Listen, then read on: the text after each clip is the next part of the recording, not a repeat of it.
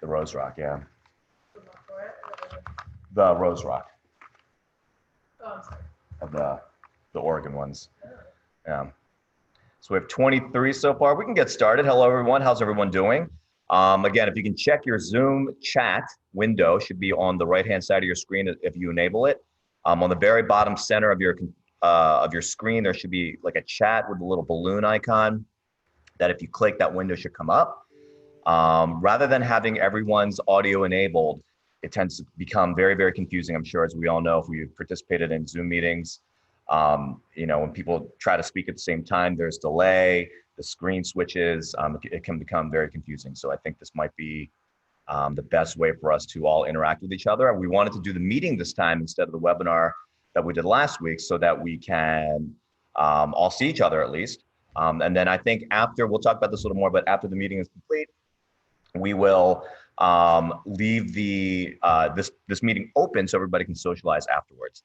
And then we'll enable everyone's audio probably after, sort of the presentation phase of the tasting. So now we're up to 24. Looks like everyone's video still isn't enabled, so we're getting there. There we go. Got more people signing on video.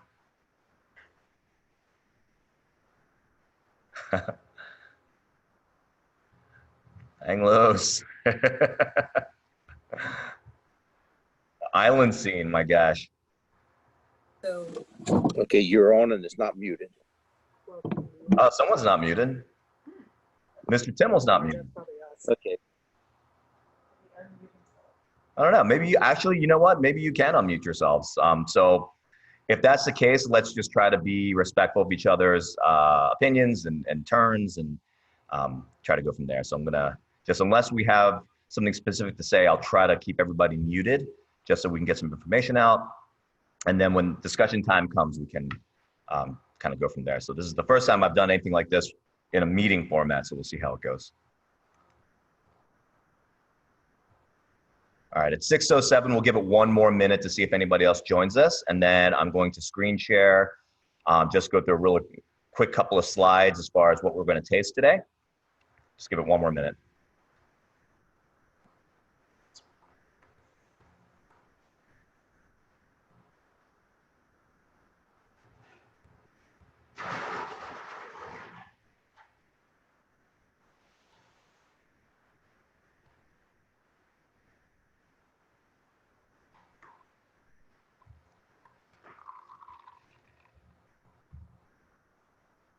So actually we went down a couple. Hi, everybody.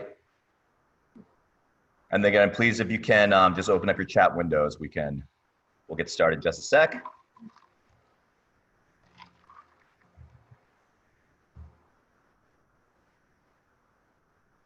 And I believe that, again, we can, everyone can unmute themselves. It's just everybody's muted to begin with, as far as the audio is concerned. So if you had a question or a comment, please either ask via chat or you can unmute yourself and ask, and then we're just trying to keep the number of people speaking at the same time to a minimum, to kind of minimize confusion.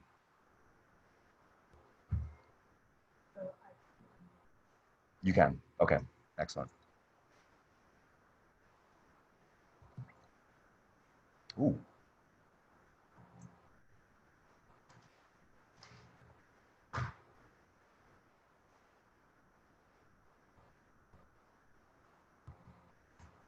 Wow, all delightful. Okay. All right, so it looks like we're kind of hanging tough at 22, 23. Maybe people are getting kicked off a little bit because of the connection quality and stuff like that, but we can go ahead and get started. Hopefully everyone enjoyed the tasting last week. It went a little bit longer than expected, but because it was the introductory one with a lot of kind of information, just general tasting techniques and things like that, again, it kind of went about an hour and 45 minutes as opposed to the 45 minutes that we were anticipating. So this one will go a little bit quicker. We're going to get into the tasting much more quickly. So this week is pretty cool. We have Oregon versus Burgundy. And this, believe it or not, if you're not familiar with the term Berghound, some people are super into Burgundy wines. I'm one of those people. Burgundy wines consist of two varietals, Pinot Noir and Chardonnay, always. And a lot of, so Drouhin is a fairly well established, not one of the older wine houses in Burgundy. I believe their history goes back about 140 years to the mid or late 1800s. But they were one of the first old world winemakers to buy property in Oregon because of how similar the climate and terroir is. So we're going to get into some slides very quickly. We have 4 wines, 2 Chardonnays and 2 Pinot Noirs.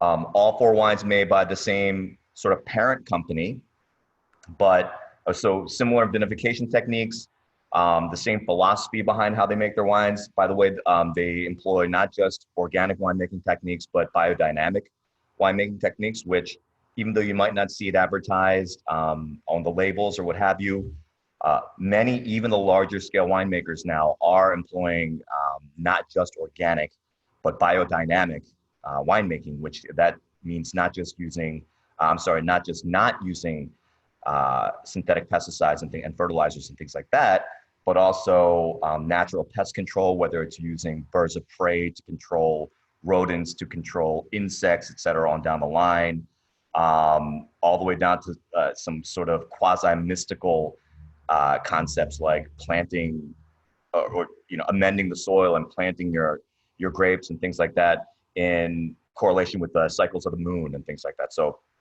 in any case, it's labeled sort of clean, sustainable winemaking, et cetera. It's very, very prevalent in the wine industry, even if you don't see it advertised as such. So let's get right into a couple of slides just to get us familiar with the winemakers. Pardon me. And we're just going to roll through these slides and we'll get right into tasting in just a couple of minutes. So here we go. So Oregon versus Burgundy, again, this is such a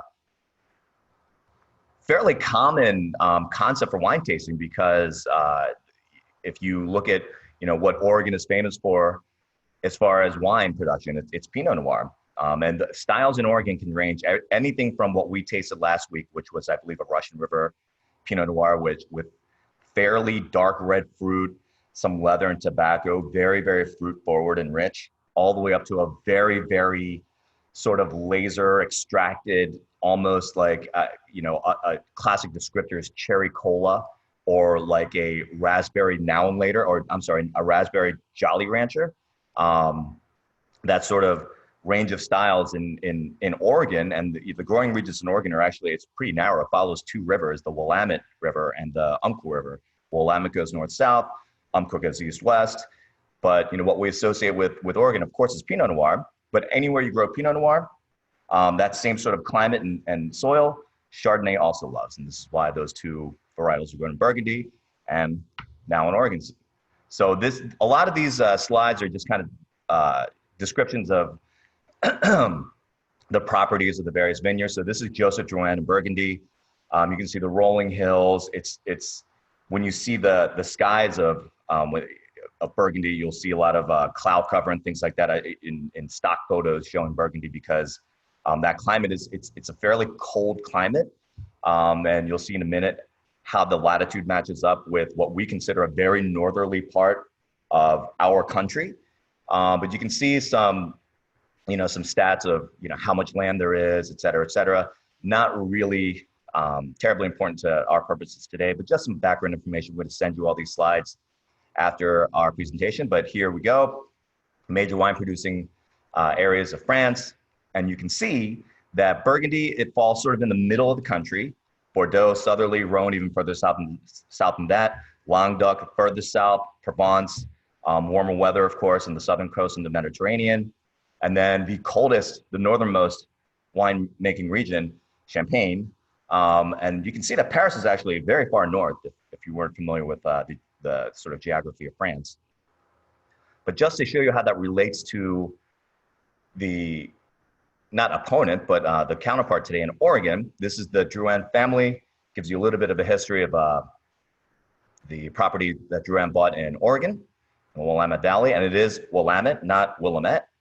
If you go to, I think there's bumper stickers, you see them all the time. If you go to the wine growing region in Oregon, is Willamette, damn it. So it is Willamette, not Willamette. So we'll keep going. Here you can see, this is the Oregon wine growing region.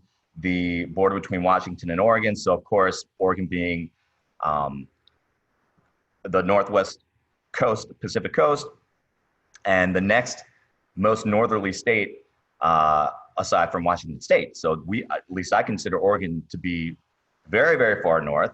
And then again, that's gonna sort of help illustrate what really the latitude is as far as you look at the globe as opposed to just our continent or our country. So here you can see Willamette Valley, sort of the center, following the Willamette River coming down, and Dundee Hills, sort of the center north part of that growing region. That is where the Drouhin vineyard is located. And then there's many viticultural areas within that or adjacent to it. So Yam Hill, Eola Hills, et cetera, Amity Hills. I'll keep going. And then, so this is kind of a telling slide. If you can see, I'm gonna slide this down a little bit. You can see that the latitude of Oregon and France, so France actually sits on a more northerly latitude than Oregon does. If you go sort of across the globe in that way. And so it's sort of like if we look at Maryland right here, which that yellow area, that encompasses Virginia, Maryland, New York State, upstate New York, is actually sort of in the center southern region of the old world growing regions in Europe. And I think a lot of people, we sort of forget that that's the case.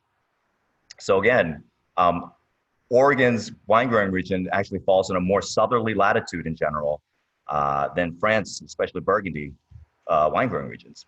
Just a little bit of factoid. And then if we remember from last week, what we talked about, generally speaking, the very first category that we try to discern when we're tasting wines in an analytical manner, in a deductive manner, is this old world or is this new world? And how that's generally determined. Old world tend to be sort of non-fruit characteristics being predominant, whereas new world is more fruit forward. So having said that, let's unshare this screen. And we can taste this first one. Any questions so far? If you want to just raise your hand or unmute or chat, either way, otherwise we'll just get right into wine number one.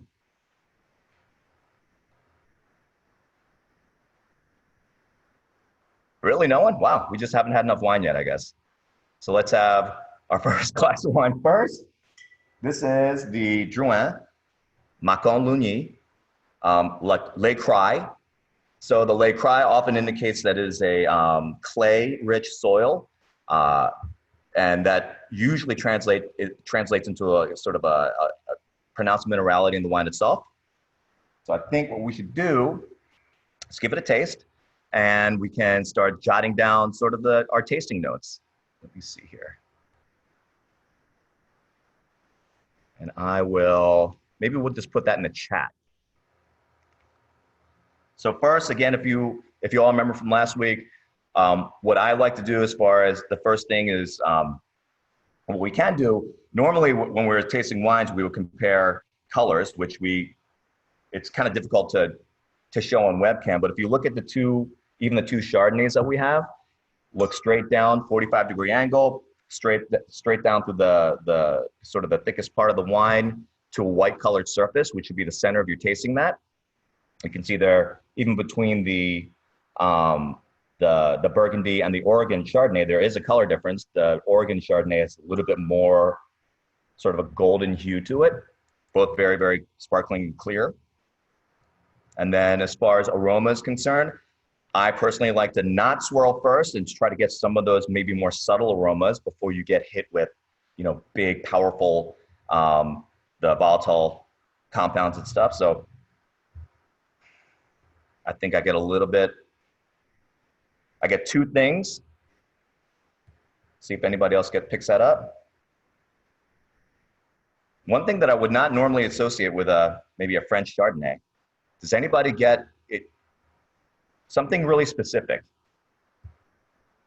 like a food. Anyone care to hazard a guess?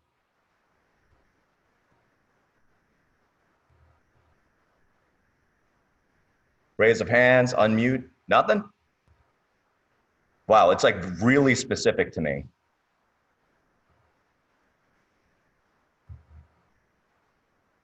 Maybe I'm just imagining it. I don't know.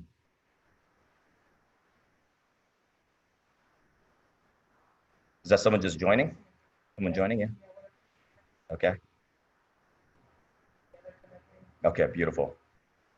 Anyone want to hazard a guess or just an opinion of what they smell even before a swirl? Butter popcorn, lime and apple, yes. Cheese, but yes. Do you all, so far, butter popcorn, cheese. There is kind of a similar thread here, and that's exactly what I'm getting as well. Something dairy, not necessarily, maybe butter. I really feel like I smell something along the lines of like an orange creamsicle. Maybe not with the orange so much, but something with like vanilla and dairy, rich, like dessert. And maybe on the back, a little bit of oak.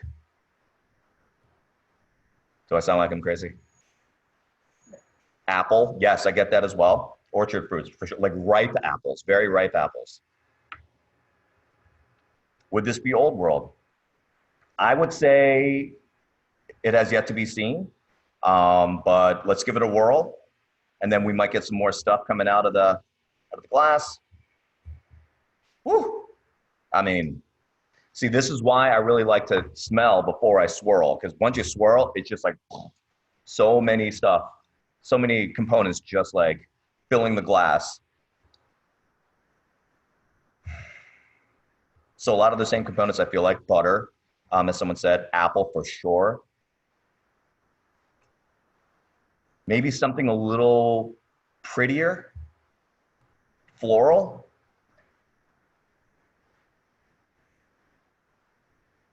Any other fruits as anyone's picking up?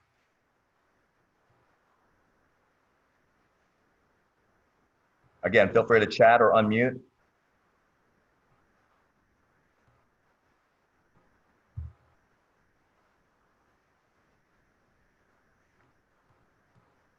Oh, I took a taste before I sang, so let's give it a taste. Really lovely, this aroma. This bouquet is just so pear, yes. So classic Chardonnay characteristics, orchard fruits, some dairy. No one's really mentioned oak. I'm getting a fair amount of oak, but maybe that's because, for many of you think of like a Burgundy, you think of Chablis, which is, hmm? Butter popcorn, yeah. I mean, I can, that's what I'm smelling a lot of now. But so, there's even within white Burgundies, there's two styles. You can have oaked or unoaked Chardonnays. So Chablis winemakers believe that their expression of the Chardonnay fruit is the most pure. So they try not to include any other secondary, tertiary components like oak, like butter. They just want the straight fruit and the dirt that it comes out of.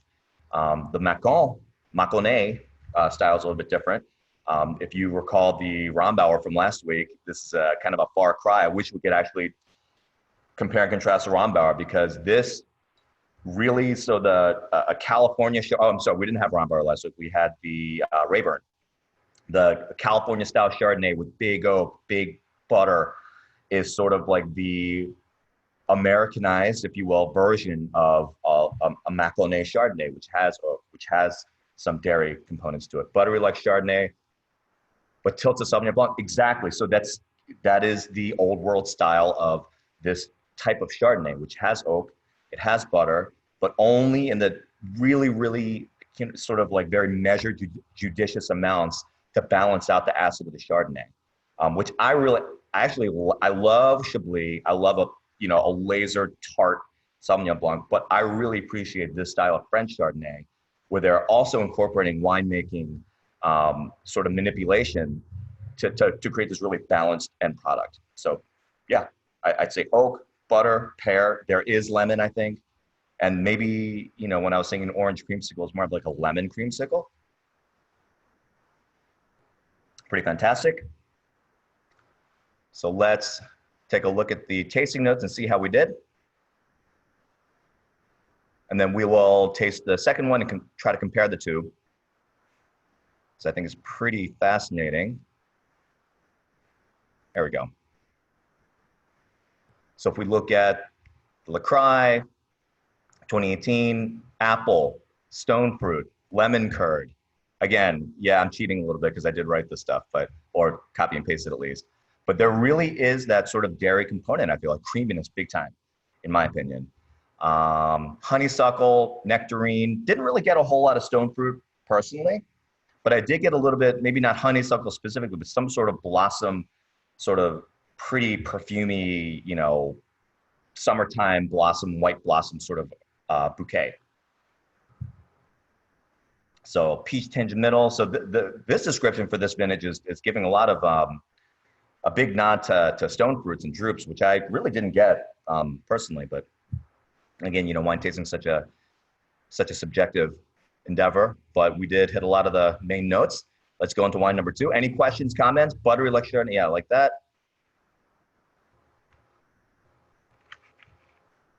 Like, dislike, compared to maybe Chardonnays that we're more accustomed to drinking.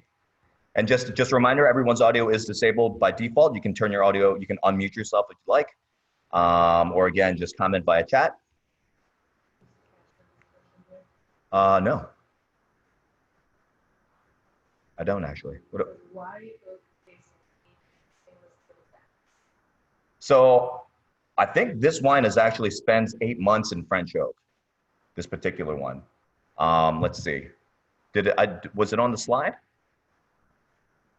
I'm fairly certain this, the LaCroix Burgundy is oak aged for 8 months in French oak. But whatever it is, there's definitely oak in here. For like a Chablis would be aged, again, when they're trying to, Dorothy loves it. Excellent. I know, this is fantastic. Wait till you try the Rose Rock though. It's really great. And you'll be able to sense the fact that it's a little bit new world, but that it also has a sort of restrained winemaking style. But just going back to, again, Chablis would be aged in some sort of inert vessel, whether it's stainless steel, which is most of the time, or sometimes they'll be aged in concrete eggs. And that's, again, to just preserve the fruit and not introduce any outside flavors like oak, for instance, or diacetyl from malolactic fermentation. All right, excellent. So the wine number 2, this is the Rose Rock from Maison Drouhin. I'm sorry, not Maison, Domaine Drouhin. Domaine Drouhin, which is the Oregon winemaking sort of subsidiary or sister winery to the Maison Drouhin in Burgundy. And so this is, the winery is located in Dundee Hills. This particular vineyard called Rose Rock is known for volcanic soils. It's also got a higher elevation and thus a sort of a cooler growing climate. So apparently it's, they chose this vineyard, they chose to purchase this vineyard because it further, it shows even more similarity to Burgundy growing areas. So let's give it like I said, just kind of a waft, which I like to do. You don't have to do it that way. Not getting wait a minute. The funny thing is I'm getting less oak and less butter than I did with the Burgundy, which is so weird if you're tasting an American Chardonnay versus a Burgundy. Now I feel like I'm getting a little stone fruit, maybe some peach or apricot, without even swirling. But not a whole lot else. So let's give it a swirl. Ooh, so wait a minute. Yeah, this is quite different than wine number 1. Again, right off the bat, I get something big. Maybe not fruit. Anyone care to hazard a guess? Wow, so it just keeps opening up. Unmistakable for me, at least. I could be totally wrong. I really don't remember what the description was.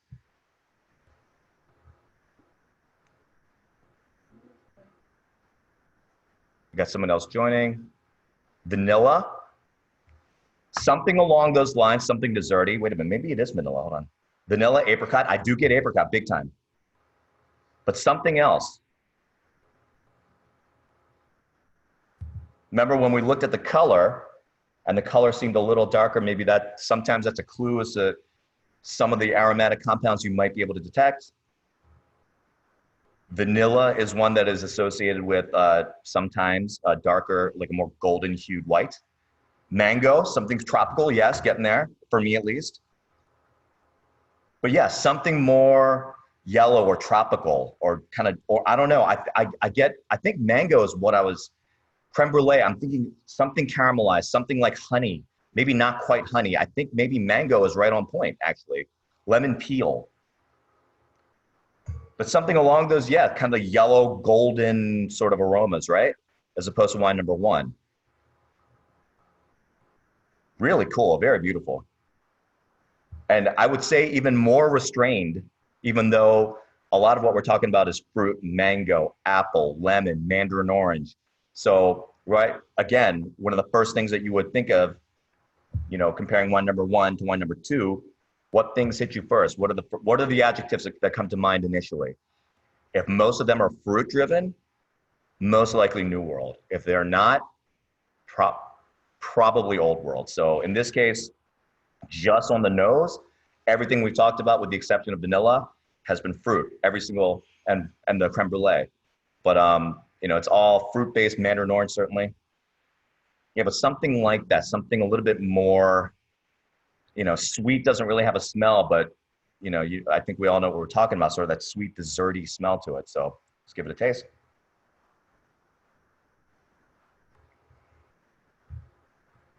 Wow.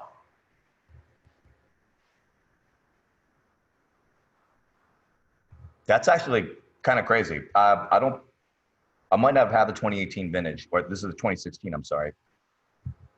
So, I mean, everybody has the bottle, but yeah, this is the 2016 of the Rose Rock Chardonnay. Really light. I agree. It is.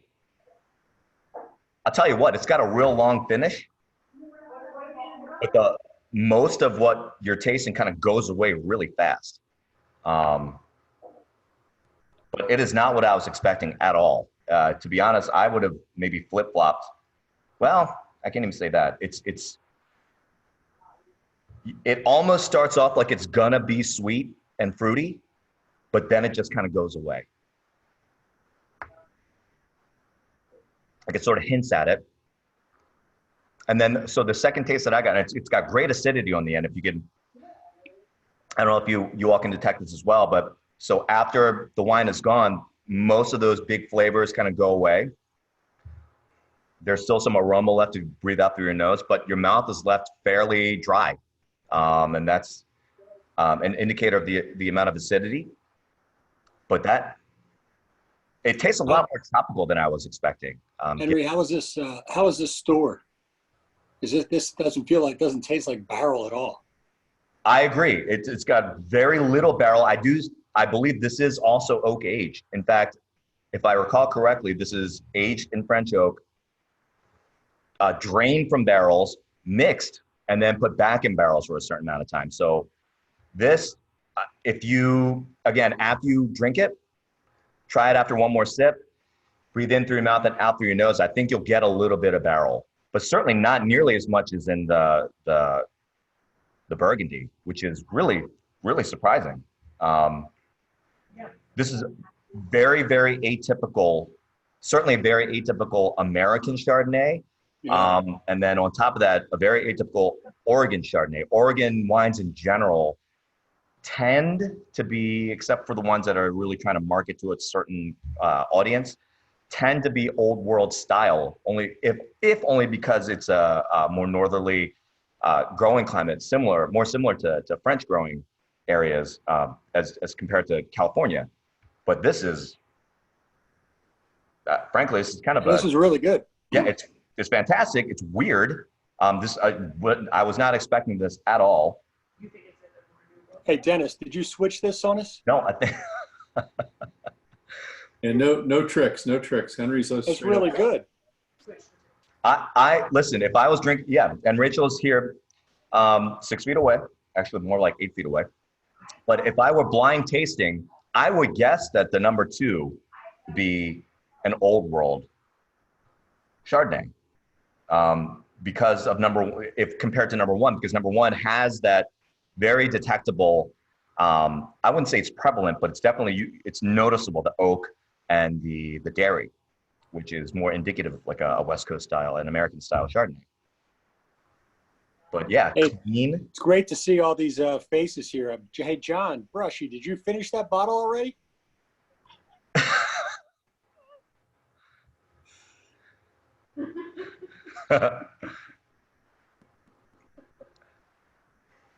Good thing he was Yes on or mute. no?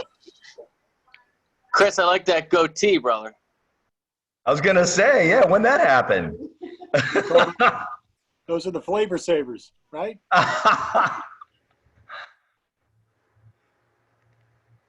But no, this is really fantastic, I gotta say. So this is, Agree. again, 2016 Domaine Drouin Rose Rock Chardonnay. So the wines that we're drinking, both Maison Drouin and Domaine Drouin, they have different, maybe 4 or 5 bottlings of Chardonnay. This is the Rose Rock. So it's a single vineyard. Fantastic.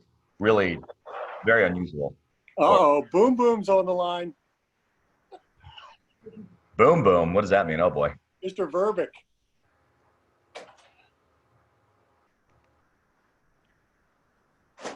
you have another class, or am I supposed to use the same? Wife and daughter are down with this one. Love it. Yes. To finish that. Question on the Drouin. Yes. Question, Mr. Timmel.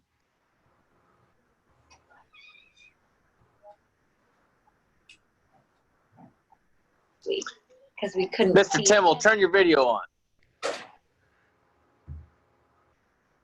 Video's on here. I'll unmute you. Hold on a second. Oh, you're already unmuted. I don't know what's going on with the audio over there with you guys. We can't hear you.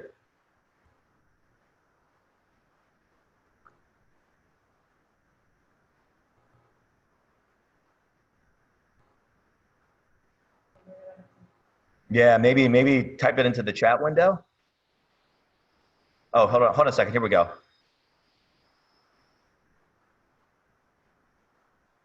Now give it a try. No, still can't hear you.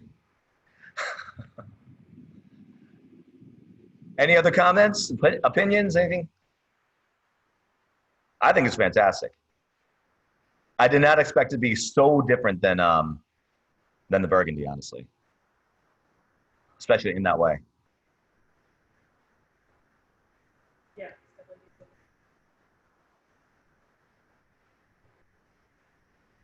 All right, so let's go into wine number 2 then. I'm sorry, wine number 3. Went back to the first, really smell the florals, yes. Especially if you hold your nose a little bit further away, often it's easier to pick up on those very, very sort of, the peripheral aromas. Especially when you have fruits and oaks and things like that, and vanilla and things like that, that sort of dominate the middle of the bouquet.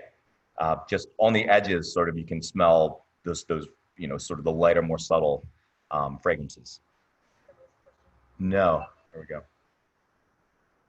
What is the connection with the names? One is, no, so Joseph Drouin founded the Maison Drouin winery in Burgundy in the 1800s, and his descendants, they still run Drouin in Burgundy, and I believe in the 80s, they bought property in Oregon, and they called that Domaine Drouin. So it's the same family, but Domaine Drouin is in Oregon, Maison Drouin is in France. And also, you mentioned the French being there after the region. Oh, and Burgundy, and the people as far as, Here, we say the variety. yes. Let me just see if anybody, probably get going. It's like 6:40 now. Plum, oh, so yeah, wine number 3. Let's go. So now we're sticking to Oregon. This again is Rose Rock Vineyard, which again is a little bit higher elevation, has volcanic soil, so hopefully we'll be able to detect some minerality coming through. Pinot Noir. So even before I get something with no swirl, I only get one thing from this wine on the initial smell. Anyone? Black cherry? Something black? Black cherry, yes. But even before you get to the fruit, something hits me immediately. I get smoke. So oak, like barrel. First thing I get. And then under that, definitely some dark cherry. Like right under that sort of like, a fire that went out yesterday. If you got to your fire pit from the night before. I don't know. I get that big time. And then if we want to give it a whirl. Oh my gosh. And then the cherry comes out huge. And then some descriptors that people often use for Oregon Pinot Noirs, cherry cough drops, cherry cola, again, like a cherry Jolly Rancher, that sort of thing. But a sort of candy-like dark cherry, not a red cherry, like we tasted last week. This is more of a dark black cherry, as Mr. Grau said, I feel. Anything else other than cherry and oak? Cotton candy, yes, again, exactly, a candy-like aroma. Isn't that so funny? Like you can't smell sugar. You can smell the caramelization, factors in sugar. More of a cherry bomb, yes. A cotton candy, I like that a lot. There is that it's sort of like a dry, sugary smell. Pomegranate, yes. Sort of dark red fruit. That's right. The cherry bomb. The cherry bomb. Cherry wood, that's a good one because it is. I mean, I'm telling you, I just get barrel, a big time barrel, which again that is more indicative for me for an American wine, which we didn't find in the Rose Rock Chardonnay at all. At least I didn't. Anyone else? So the woods, the oak is blown off a little bit now. Still like cherry, maybe some other berries, maybe black raspberry, but some high note of berry, I feel like. Give it a taste.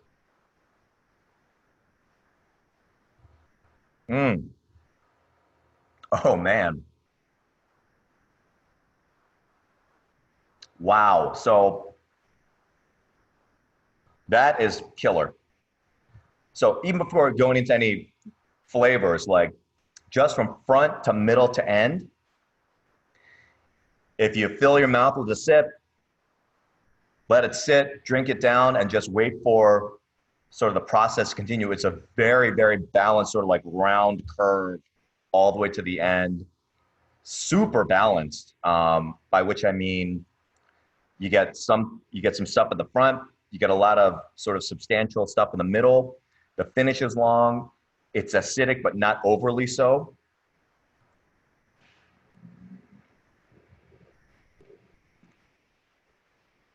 Cloves, yes. Baking spices, for sure.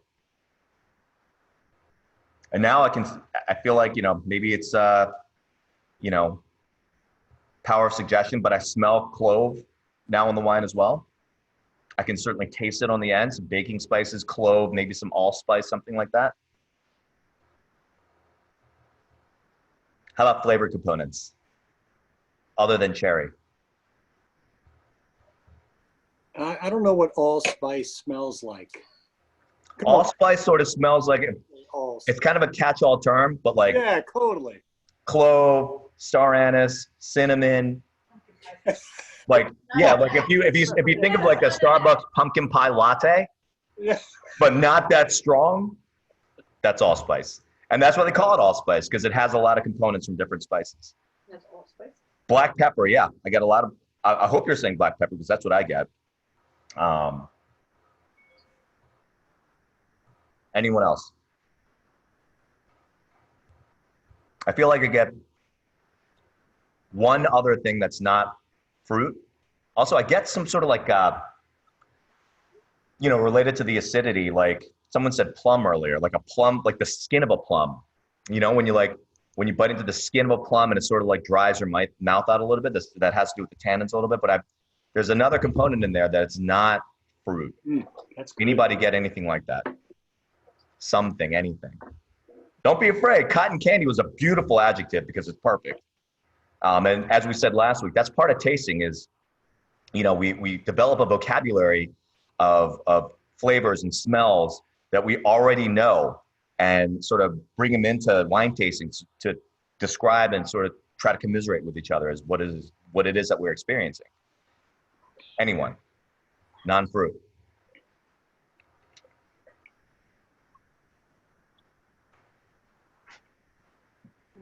Mm-hmm. That's it, leather. That's what I like to drink. Big time leather. I like to drink tea. Tea can help. Tea can help on meat. Tea can the meat for. Wait. Anyone else? That's exactly what I had in my mind was leather. Not tobacco like we had last week with the Cabernet, because there was leather associated with that. This one doesn't have like any kind of the cigar or tobacco, but it, in my opinion, has that leathery sort of base note underneath the fruit.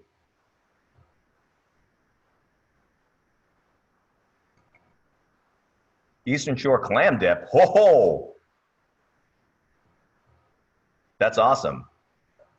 That sounds amazing. By the way, most of you or some of you may already know this, but I just happen to have had fried chicken for lunch today. But the classic wine pairing for fried chicken is champagne. But I'll tell you, Pinot Noir, awesome with fried chicken. I can tell you that from very recent experience. So. Yes, like today. Wine number 4. So now we're going back to Burgundy. And presumably, we should be going away from the fruit and more into the earth sort of related characteristics. So again, what I like to do is just kind of a wave. Woo, wait a minute. And another like little trick that I like to do, if you can't smell anything, I just kind of blow in to get some of that air just to come back out of the glass. Again, without sort of disturbing the wine itself for the moment. That's so weird. Again, like this is not getting a whole lot. That is not unusual for a red Burgundy. Red Burgundies tend to be very, very restrained in everything, aroma, flavor, everything. That's why they're so sort of like, they are the wines to drink with food. They're really to complement food wines. And that's why a lot of people don't really care for, especially in this part of the world, they're not big fans of old world Pinot Noirs because it might seem like at first that old world Pinot Noirs don't really have a lot going for them flavor wise. And it's too subtle and too restrained. Mellow, yes, perfect description. Berry. Hey, Henry, I'm sorry. Which have we moved on already? Yes, we're on wine number 4. All right, which one is it? This is the Maison Drouin. This is the red Burgundy. Okay, got it. The La Forêt. Got it. Thank you. And then swirl. Even after the swirl, it's hard to pull any sort of aromas out of this glass, to be honest with you. Thanks, Erlen.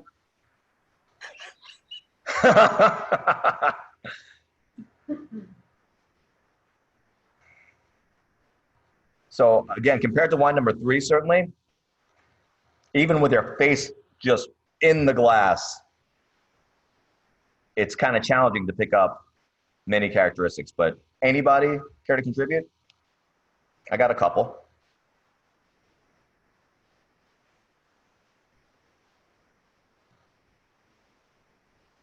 Pepper, black pepper. What else? I got one fruit that I can contribute. I got another thing that may be a little weird and kind of wine snobby. Wet slate. That's funny. That's one of my that's going to be along the lines of one of my wine snobby descriptions. I was going to say wet earth, but yeah, perfect. Licorice is excellent. Yep. Black or red licorice?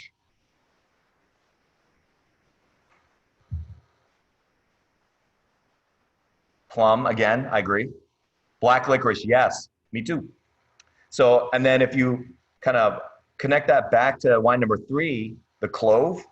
It's that same sort of aniseed, those same components, you know, that are found in the soil, that are found in the fruit, that winemakers find a way to preserve in their end product, which you got to think, growing the grapes, harvesting the grapes, separating them from the stems and the leaves and the bugs, pressing it into juice, how long to keep it in juice, what temperature, how long to ferment. Then you make it into wine, how long to age, then you put it in a bottle, and you still get these, you know, components that we can dig out. It's just crazy to me. So licorice, black licorice, yes. Plum and raisin. Maybe some dried fruit, yes. Give it a taste. Oh yeah. And I gotta say, like, now that I've read plum and raisin, I get a lot of that on the palate. But this being an old world Pinot Noir or red Burgundy, those flavors you get on the mouth are very fleeting. You taste them and then it goes away. This is, again, one of the reasons why this is such a good, generally speaking, nice old world Pinot Noirs makes for such good food wines. It serves to not only be a delicious wine on its own, but also ready your palate for the next bite of your meal. And it does. It's definitely more structured, by which I mean there's more tannin, maybe a little more acid than in the Oregon Pinot Noir. So whereas wine number 3, remember when we were talking about, you drink it, there's a beginning, a middle, and a very long end. This one, there's sort of a beginning, it stops, and then sort of tannic, you know, drying of your mouth, and sort of that's it. Dry, then more dry, exactly. Yep. Black, black, black.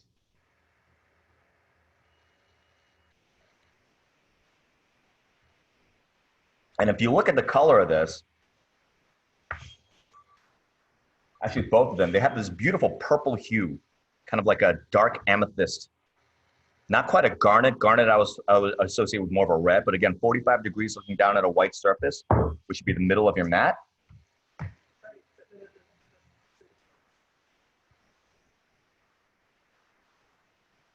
But transparent. So so my bowl is rather empty now, but if you look at the deepest part of your bowl, how much can you read of your mat? And it's very transparent. This is a good indicator that it is Pinot Noir. Pinot Noir as a varietal doesn't have as much pigment, say, compared to a Cabernet or Merlot, certainly, or Zin. Wood. Yes, I do get oak way more on the palate than in the nose.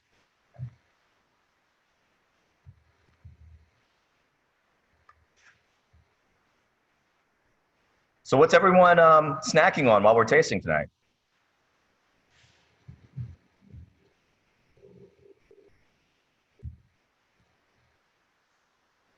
Cheese and crackers.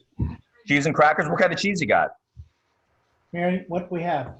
Humboldt fog and blue cheese. Ooh, very nice. Yes. Is it matching up well with the at least the Pinot Noirs? Yes. Yes, and it helps clean the palate in between tastings. Right, exactly. Especially with those rich, kind of fatty cheeses, highly flavored cheeses. Something like this Pinot, especially in wine number 4, which is, you know, fairly acidic and tannic, will help sort of wash those flavors away to prepare you for the next bite of food that you have. Yeah, the Humboldt is a killer with the Pinot. Yeah, excellent. I'm going to write that down. Actually, I did send along some. Yeah, it's pretty classic. I sent along some wine pairings, just some general ones. I think maybe in the future, if we do something like a wine tasting dinner virtually, we'll be able to like have the same food in front of everyone. But for these tastings, it was sort of, you know, I didn't want anybody to kind of feel left out. But a lot of these general pairings, it's, you know, these wines compare with just everyday foods really, really well. What do we have here? Somebody's eating cake? Come on. Gross cake sugar.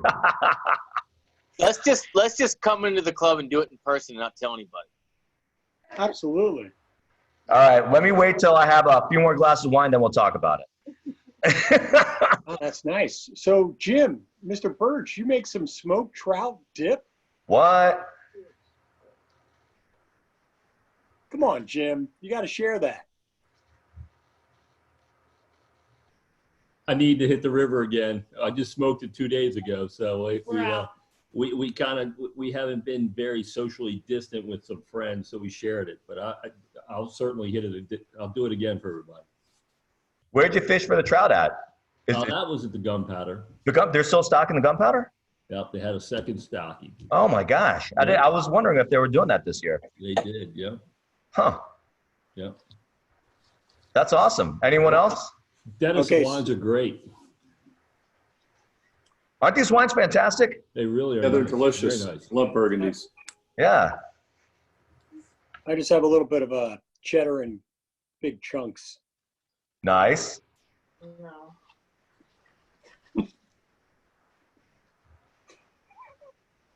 Henry, can you talk about the screw top versus the cork? What's that tell us?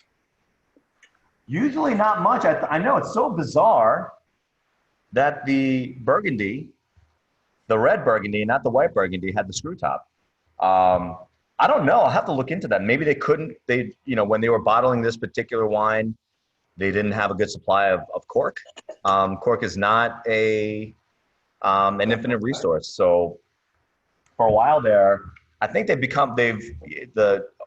sort of more sustainable harvesting of cork has become a more efficient industry now, as opposed to even 6 or 7 years ago. I feel like what is it? It's 2020. So yeah, 6 or 7 years ago is when you first started to see in wine bottles, particularly New World, California, but especially New Zealand, Australian wine bottles, not just the screw tops, but they had, if anyone remembers something called a zork, which is like a plastic one that you kind of peel off around and things like that. There are all these alternative wine closing ways, that because cork was becoming more and more difficult to get. And winemakers, even large winemakers like Drouhin, would have to sort of wait in line. And like the big producers would have the contracts with cork suppliers to get the high quality corks. And, I'm looking at the corks right now. They all look pretty, I actually don't know why the red Burgundy has a screw top compared to the other ones. I'd expect the screw tops to come from the Oregon wines, to be honest with you. If it's corked, isn't it the cork porous? Won't it affect the quality of the wine over time, or is that inaccurate? That is inaccurate. The cork is supposed to not be porous at all. So any porosity would be considered potential for microbes to get in. And then so if you see so a couple of things with the quality of a cork. If a cork dries out prematurely, that's lesser quality cork. And that's obviously not a very good barrier to the outside environment if it's a very dry cork. If you see sometimes like cork with discoloration on the top, that doesn't necessarily mean that it's affected the wine inside. It's just the surface.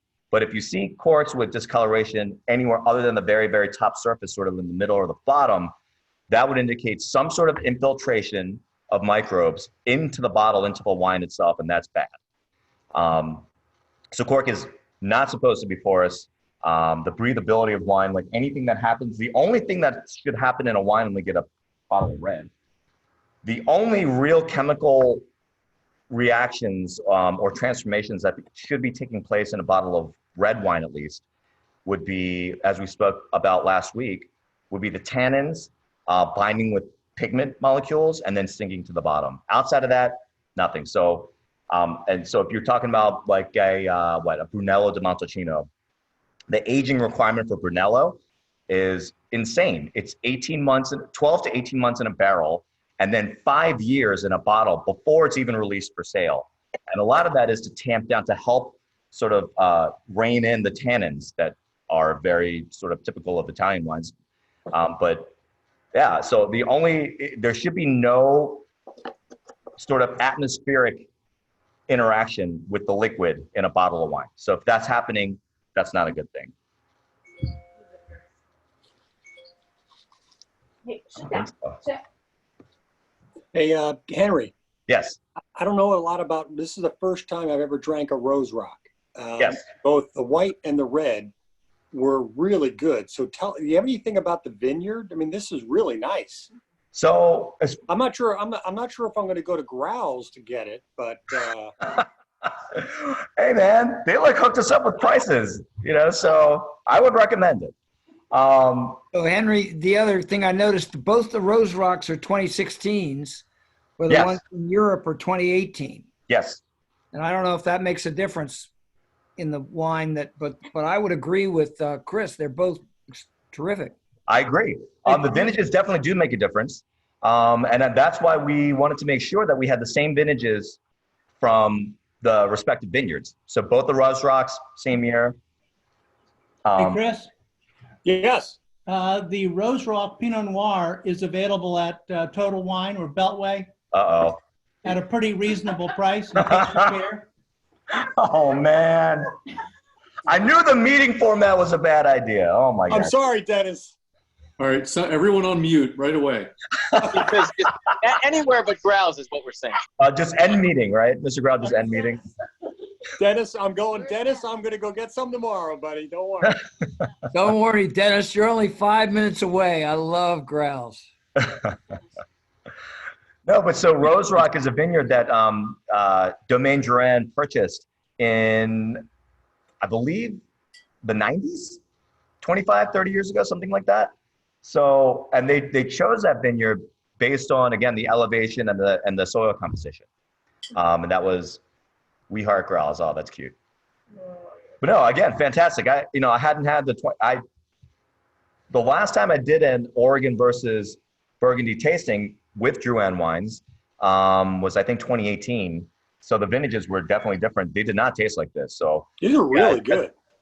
they're fantastic. And again, like I would be hard pressed to detect if I had to guess old world, new world blind with these wines.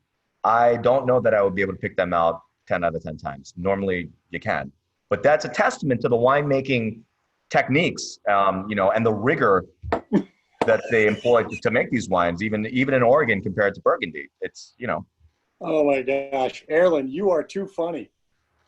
Erlen's like, do they really? He's just chiming in here. Toilet paper? Is that really true? I'm going to drive up there right now. No, they're closed. Oh my gosh.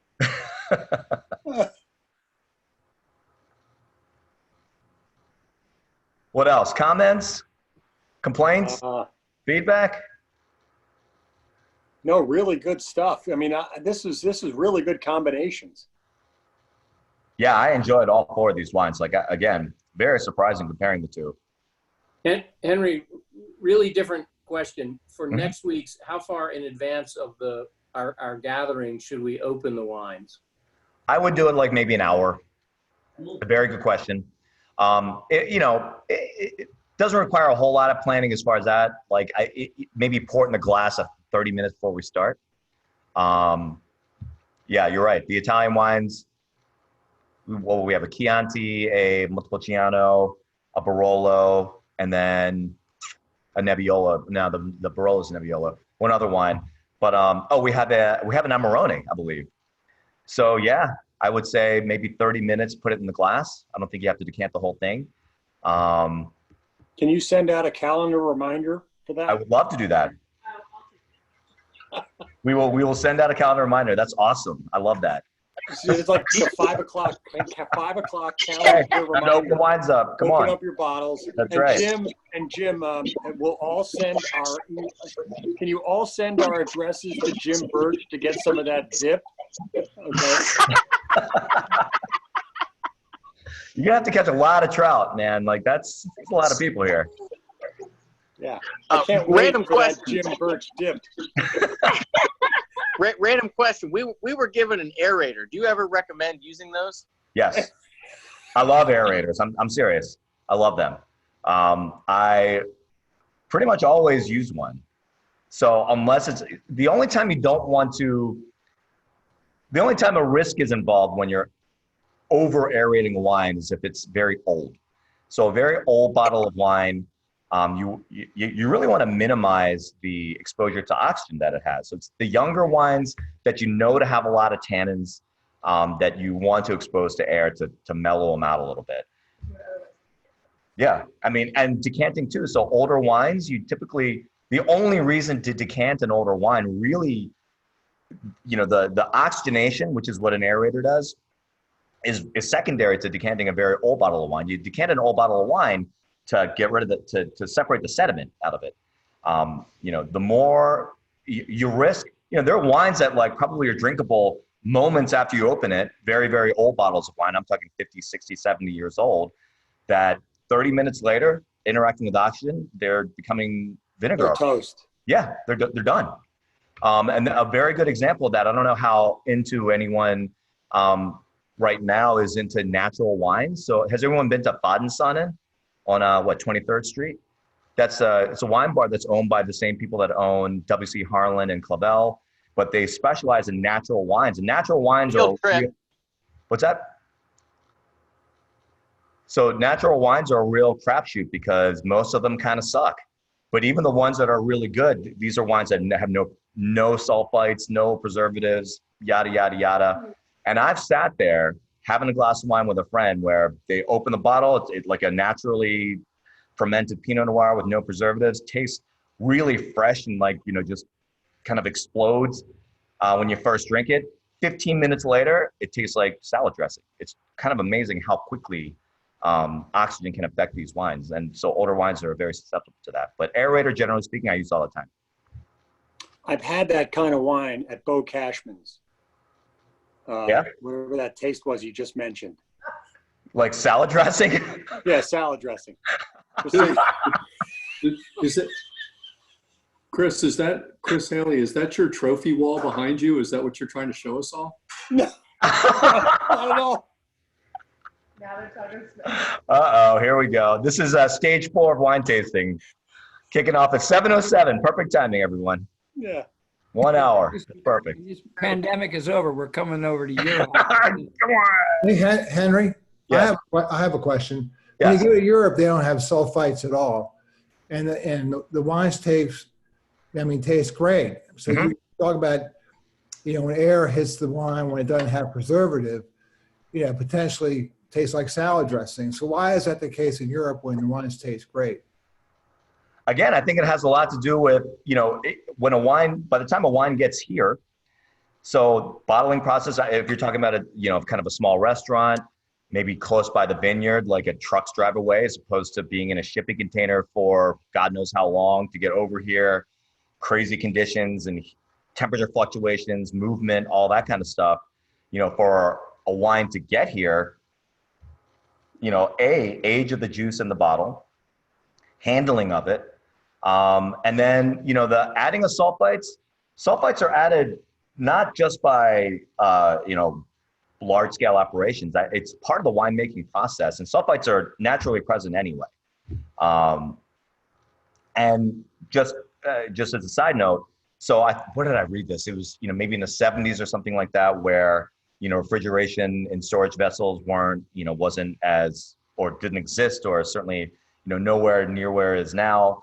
The amount of sulfites, even in white wine, so sulfites are much higher in white wine because white wine is much more perishable than red because of the presence of acid and tannins, both of which are preservatives. Tannin is sort of the main preservative in wine that allows it to age for years and decades and so forth. So the amount of sulfites contained in modern wine is, orders of magnitude smaller than even 30, 40 years ago.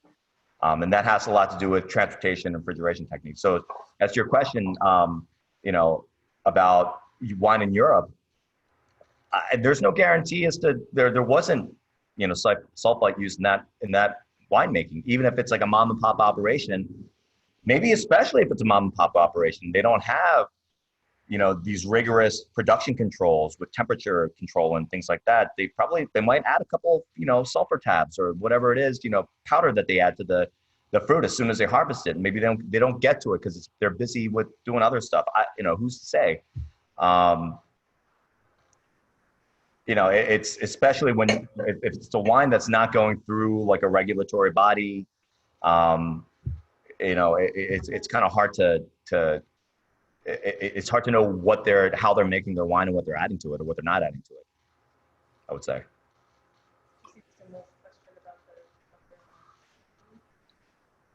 Shakes the bottle, same as an aerator. So the only thing about shaking would be maybe like if there's sediment, not a, now it's back in solution. You have to wait for it to come back out of solution. But listen, one of my wine mentors, Ryan Granruth, actually, he was the old AGM at BCC, as a matter of fact. But he made it a habit, and he was not trained by the Court of Master Sommeliers. It was some other, I think, Canada-based body, because that's where he's from. But like he would decant the wine, and so out of the bottle, make sure all the sediment stayed in the bottle, and then take the decanter and shake it really vigorously. I mean, it's the same thing as an aerator.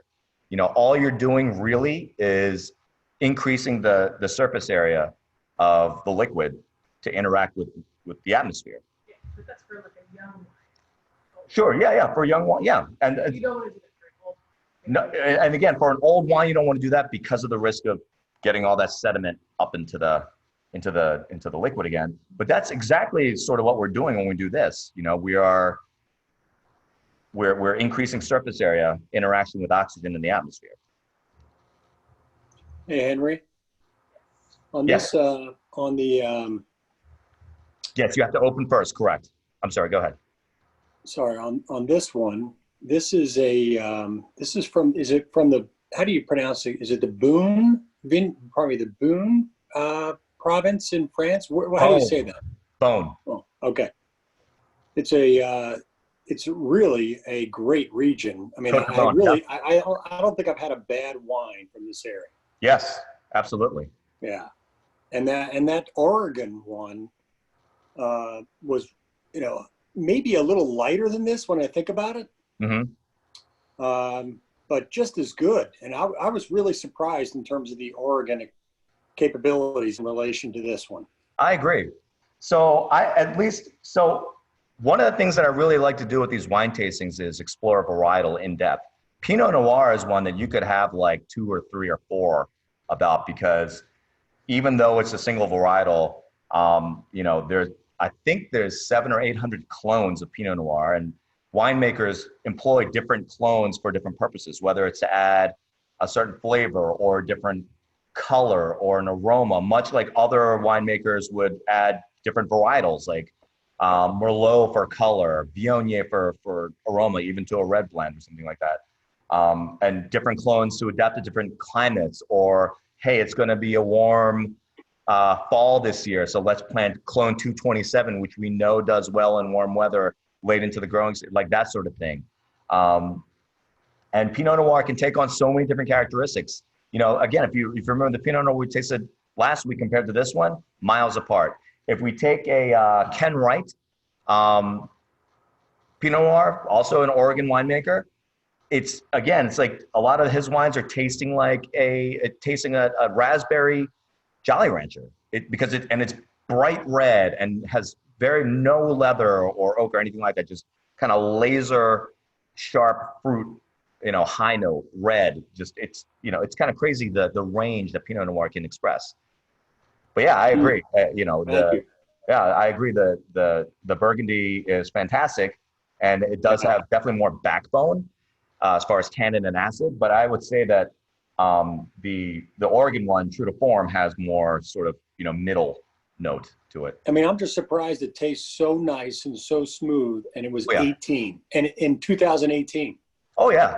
Well, I think generally speaking, especially at this price point, what is American wines are meant to drink, right? Right off the bat, especially a Pinot Noir. But no, it is really elegant, really well balanced, and yeah, I mean, again, this is the first time I'm tasting this 2016 vintage. No. So the Roadrunner is 2016. This is the 2018. So the Burgundy is a 2018. The Roadrunner. Yeah. That's really good. 2018. Yeah. So Dennis, what do you sell this for? I'm not sure off the top of my head, but I'll send out the retails of all of the different bottles that are in the 12 bottle case, just so everybody knows the price. Yeah, that'd be great. So I can tell you what it is. I mean, I don't think, as part of this package, it's a pretty good deal. I mean, I think this is really good. Well, it's a fantastic deal. So this, the Burgundy is $23 retail. We got it for 18. That's great. Yeah. And the Oregon, because like, again, it's a very small vineyard, and this is single vineyard wine. Actually, the Rose Rock Pinot Noir is 35 retail, and we got it for 28. So, this is courtesy of Grow. Dennis. Yeah. Dennis. No, Thanks, Dennis. Yeah. Thank you, Dennis. Before we sign off, I'd just like to thank not only Henry, but also Dennis for providing all the wines. Yeah. Thanks so much. No, you guys, thank you guys for participating in this. It's hard being away from the Maryland Club, so it's nice to have a little communal event like this. Totally. Oh, yeah, listen, Mr. Bell, your team was awesome. Like the suggestions and accommodating late requests. We had what, total of 4 people join after the deadline because they'd heard how great it was, which is a really, kind of a testament to this program. Hey, Dan, we were worried about you. All I saw was the ceiling, so we assumed that you passed out and are back now. Is that? I'm tired out from yesterday. You wore me out. Great job, Henry. That was a really. Thank you very much, guys. That was awesome. Yeah, I love this format, guys. A lot of fun. So you Thank like you, Henry. Thank you, Dennis. I'm off mute. Yeah, but Henry and Dan and Chris, and this has been a fantastic experience. And this may be something that Maryland Club can continue, and you don't need to go to the Maryland Club. Well, it's just No. Hey. By the way, I'm not That's saying that I'm not going to go to the Maryland Club. No, let's go tomorrow. We'll use the back That's door. been a very good experience to do remotely. No, and I that's think great. the plan is to continue these things because they've gone out really well, and this actually opens up some opportunities that we maybe wouldn't be able to do normally. So, like, I think we might, don't quote me on this, but in a few weeks, Rachel and I are trying to get on the hook. I don't know if any of you are familiar with Nicolas Rosignol. He's a Burgundy, speaking of Burgundy, one of the finest winemakers in Burgundy. And to get him online to talk to us about the wines that he makes. And the guy is just like amazing, just hilarious, just a caricature of a French winemaker, dude, with like tattoos and like the accent and everything. Secret basement wine tasting. Secret basement wine tasting. Secret basement wine tasting. No, one idea we had was having members host a Zoom thing in their wine cellars. I don't know if that's could interest anyone or anybody would be willing to do that. But that's what I meant. You could come. It's a different For venue. the Gores are first up. Oh yeah, get nominated. I'd be happy to host. Awesome. So for this gentleman that's coming, Yes. Can we grab some wines anywhere of what he has? Yes. Before we would book anything, one of the logistical considerations would be to get his wines in front of. So we have them at the club, not a lot, and I'm telling you, this guy's wine is just ridiculous. So again, this is sort of in the works, and we will keep everybody posted. But if there's interest, his wines are a little bit more expensive, but I'm sure that there'd be interest in, participating in that sort of, next level of wine appreciation. And the way he talks about it, like you taste and you're like, holy crap. Like I know exactly what you're talking about, in his very thick French accent. It's pretty cool. If we can get that together, I think that'd be a lot of fun. But again, that's the sort of thing that we can do online because the guy's in France, he's in the US for 2 weeks out of the year. I tried to get him last year, but I was too new. I'd only been here for like 1 week. So he had already made, other commitments and stuff, and I didn't have like the juice to book appointments or make events yet. So, but now I got the juice a little bit. So That was my point, was that this was a new venue that we've now kind of explored through this process, and it's a new opportunity. Agreed, 100% agreed. Thank you for that. But so we do all prefer this sort of meeting format where we all can see each other?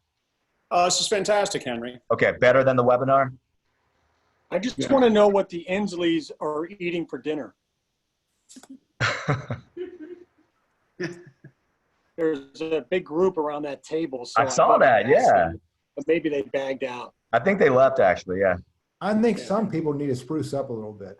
I know, I felt bad, but I'm not putting a tie on. My gosh. All right, so black tie next week, and Dan has to come out of witness protection. Looks like he's in witness protection in the way he has the That's light. funny. I gotta find like a voice manipulation filter for that when somebody has a lamp to the behind them like that. That's hilarious. Henry, are you at the club? Yeah, I'm in the Charles Street Grill right now. I came here to complete inventory today, so I'm so jealous. I know. So I jealous. know. Actually, Well, you were Henry, just- why don't you just Hey, stay there for another hour, and we'll help you out. Chris, that's his personal bar. no.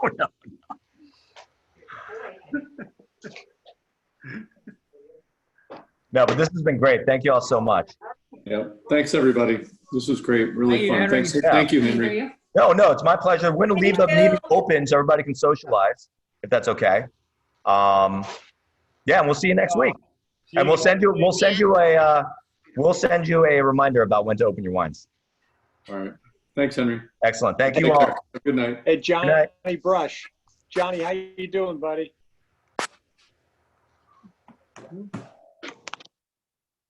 John, how you doing? That guy. All right, We audio's sent- on now. All right, I'll turn it off. Was Cindy hiding over there? Oh, there she Hey, is. there's Erilyn. Erilyn, yes, there they are, right there. Ah. Thanks, guys. It was great. Mike. The Dawns? The Dawns? James, Where are the look at Dawns? that. Oh, there they were. There they were. What's up, Oh, Alessandro? the Timmels, you got your camera worked out. How you guys doing? But I'm like, I'm here. We're socially distancing. Yeah. What's going on, guys? We missed you all. I was Here we dead go. serious about having, a secret. Let's just go to the club. We don't have to tell anybody. Sure. Yeah, absolutely. Yeah, let's go tomorrow at 11 a.m. Perfect. Well, if you guys want a way in, the best way in, Tell us. seriously, if you guys want to listen, this is how you get in. So you have to volunteer to create the pantry bags for the Franciscan Center. I can do that. You get in. Otherwise, you can't get in. Okay? Got it. Right. I did it yesterday. It was great to be in. Good thing I just showered. Did you hit the ball a little bit? No, but you know what? Next week we're opening up pickleball next week. Hold on. We need to go back to the baby again. Baby. Oh, here, Andy, zoom in on Show us the that baby. So cute. Congratulations. He doesn't look very happy. Well, he didn't get any wine. I mean, it's not fair. He'll get some in 3 hours. Hey, Johnny, you're looking great, buddy.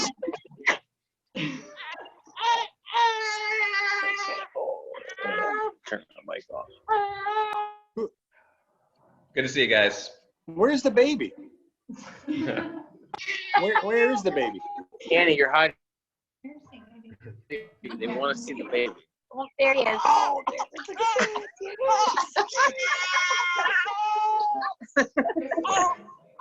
Oh my gosh, how old?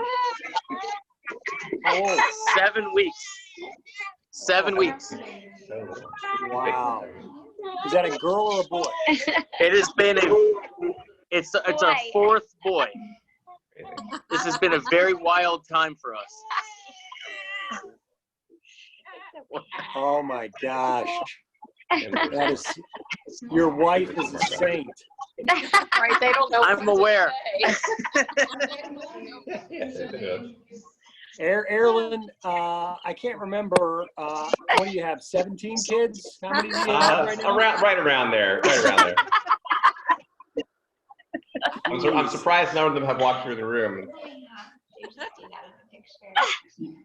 They're tied up in the basement still. Well, with our oldest in charge, they probably are. Totally ruthless, that one. Well, John, hey, John, you and I are the ugly ducklings in this group, aren't we?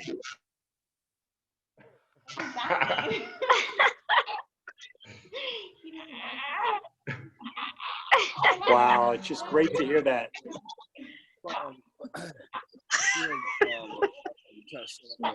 And Rachel, are you still there? I can't hear Rachel. I think Rachel left us. She's not looking forward to us returning. No, not at all. It's all right. Well, hey, cheers to your health and congratulations on number 4. Cheers to you all. Great. Cheers. See you. We'll see you next Wednesday. You bet. Thank you, guys.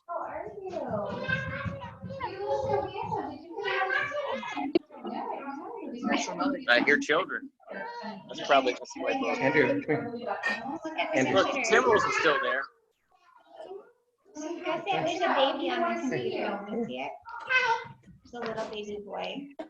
This is our big baby. Can you say hi? Can you say hi? Hi. Hi there. New baby? To the little baby? Yeah. Little boy.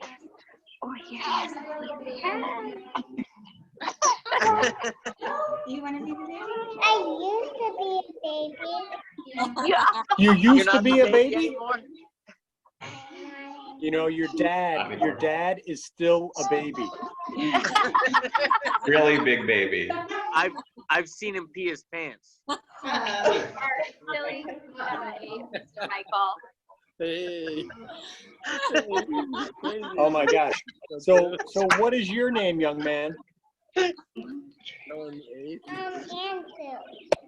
Andrew. I'm sorry, could you repeat that?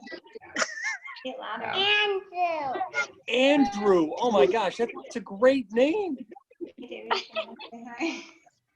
Outstanding. Is that like King Andrew, or is that King Andrew or Master Andrew?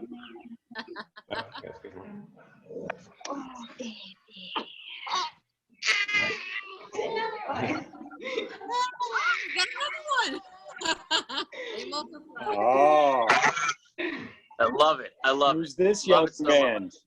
This must be the prince. Oh, Davis, very much the prince.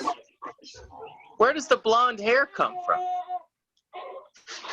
Where is it? Marilyn was blonde before gray. Yeah, just went straight from blonde to gray. Hey, Andrew, what is this? good cheese sandwich. And crackers. Yes, you're the man. Yeah. Maybe on the range, it's good to All right. Good to see you guys. All right. Hope to we're see you gonna all go. soon at the club. We gotta go Great make to dinner. see We'll see you. Hey, Erlen, we'll see you at 8 a.m. next week with Gil. All right. All right. Michael, you gotta I'm stay listening. you gotta stay in shape for number 4. Let's go. I need your help. I need your help, sir. I'm in. Just show up at 8 a.m. on Monday, Wednesday, or Friday. All right, sir. All right, great to see you all. Congratulations. Happy Wednesday. Thank you. Bye. See you guys soon. Thank you.